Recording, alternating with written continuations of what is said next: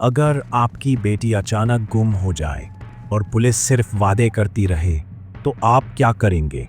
क्या आप खुद कानून अपने हाथ में लेंगे? ये कहानी एक ऐसे बाप की है जिसने अपनी बेटी को ढूंढने के लिए इंसानियत की सारी हदें पार कर दी।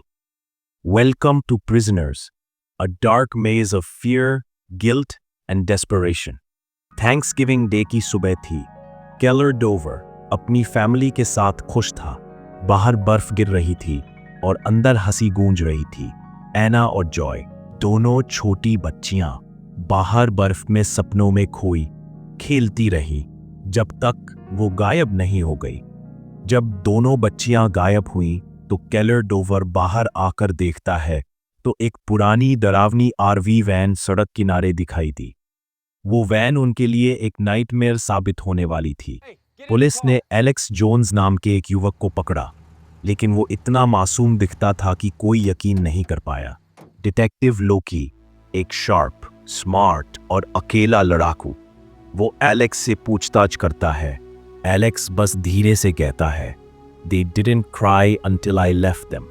लोकी हैरान रह जाता है।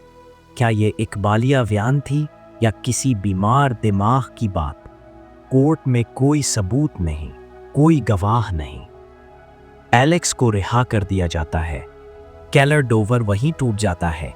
केलर डोवर सोचता है, अगर कानून कुछ नहीं करेगा तो मैं करूंगा। और यहीं से शुरू होती है एक पिता की अंधेरी यात्रा। केलर डोवर एलेक्स को किडनैप कर लेता है। उसे एक पुराने जर्जर घर में बंद कर देता है, जहां सिर्फ दीवारें और दर्द की आवाजें हैं। हर दिन वही सवाल, वही चीख, कहाँ है मेरी बेटी? इधर लोकी डिटेक्टिव दिन रात केस में लगा रहता है। उसे एक घर में बच्चों के कपड़े और मेज ड्राइंग्स मिलते हैं। वो समझ नहीं पाता ये सब झूठ है या किसी गहरे पागलपन की निशानी। लोकी एक आदमी को पकड़ता है जिसका नाम बॉब टेलर था। उसके घर में बच्चों के कपड़े, खून के निशान और डरावने पोस्टर मिलते हैं। पर बॉब टेलर कुछ बोलने से पहले ही खुद को गोली मार लेता है। एक और रास्ता बंद।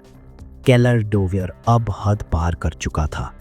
वो एलेक्स को इतना यातना और दर्द देता है कि खुद की इंसानियत भूल जाता है। ग्रेस, उसकी पत्नी, उसे रोकना चाहती है, पर अब उसके अंदर सिर्फ एक बाप बचा है, आदमी नहीं।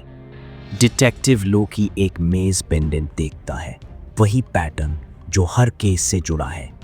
वो अब इस बात को जोड़ने लगता है कि शायद कोई पुरानी घटना इससे जुड़ी है। लोकी को पता चलता है कि एलेक्स हॉली नाम की औरत के साथ रहता था, वही बूढ़ी औरत जिसने उसे बचपन में पाला था। लेकिन जब लोकी हॉली के घर पहुंचता है तो उसे कुछ गलत लगता है। उसके चेहरे की मुस्कान में डर छिपा है। हॉली बताती है कि वो अपने पति के साथ मिलकर बच्चों को किडनैप करती थी ताकि भगवान से बदला ले सके। हम भगवान से लड़ रहे हैं, वो कहती है, क्योंकि उसने हमारा बेटा छीना है। केलर डोवर भी अपनी बेटी की तलाश में हॉली के घर पहुंचता है, पर वहां खुद ही फंस जाता है।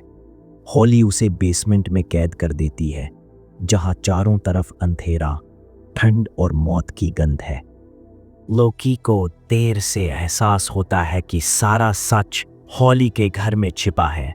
वो अंदर घुसता है, एना को बचाता है, पर केलर तक पहुंचने से पहले ही हॉली मारी जाती है। लोकी बच्चे को लेकर बाहर निकलता है, बर्फ में आंसुओं के बीच। कुछ दिन बाद केस बंद कर दिया जाता है। एना वापस आ गई है, लेकिन अभी भी केलर डोवर गायब है। पुलिस खुदाई कर रही है, पर कोई निशान नहीं। लोकी वहां खड़ा है, तभी एक हल्की सी व्हिसल की आवाज आती है। लोकी रुकता है, ध्यान से सुनता है।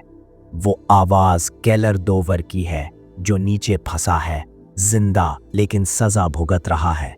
वो अब भी प्रिजनर है, अपने पापों का। फेड आउट और स्क्रीन पर बस एक सवाल, क्या वो सही था या शैतान बन गया था? कभी कभी इंसान अपने डर से नहीं, बल्कि अपनी उम्मीदों से टूटता है। प्रिजनर्स एक ऐसी कहानी है जो आपको सोचने पर मजबूर कर देगी कि सही और ज़रूरी में कितना फ़र्क होता है। अगर आपको ये कहानी पसंद आई हो तो वीडियो को लाइक करें और अगले एपिसोड में मिलेंगे एक और क्राइम थ्रिलर के साथ, सिर्फ YouTube शॉर्ट्स पर।